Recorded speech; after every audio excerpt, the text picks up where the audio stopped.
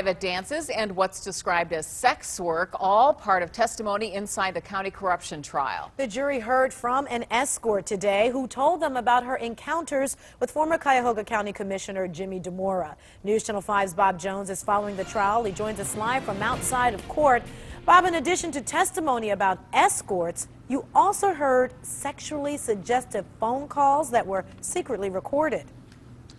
Oh, that's right, Danita. The jury here at federal court certainly got an earful. Many of those phone calls, those secretly recorded phone calls, were certainly not G-rated. But the day started with testimony from an escort who talked about her alleged sexual encounters with Jimmy Dimora and Michael Gabor.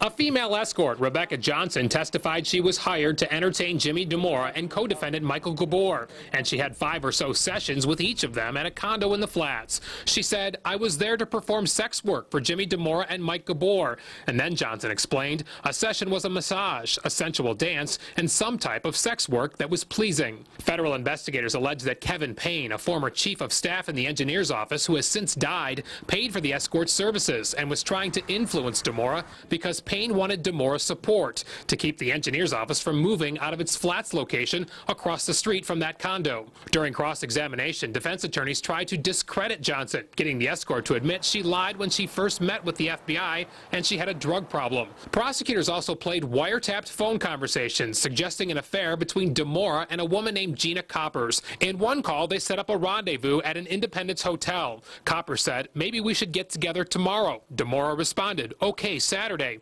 Coppers replied, "I'm really expletive horny," to which Dimora said, "Wow, wow, tomorrow it is." Prosecutors say Dimora solicited and accepted the sexual favors and in exchange used his power as a commissioner to help Coppers land a job at the Bedford court. In a recorded phone conversation, Dimora says to her, "I just want to get the resume. Just tweak it up. It doesn't have to be fantastic. I can get something moving for you right away."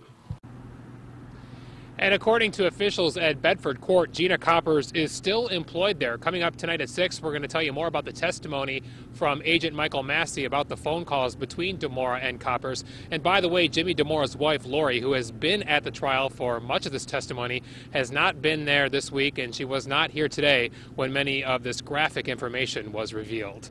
Live in Akron tonight, Bob Jones, News Channel 5. Very graphic testimony today.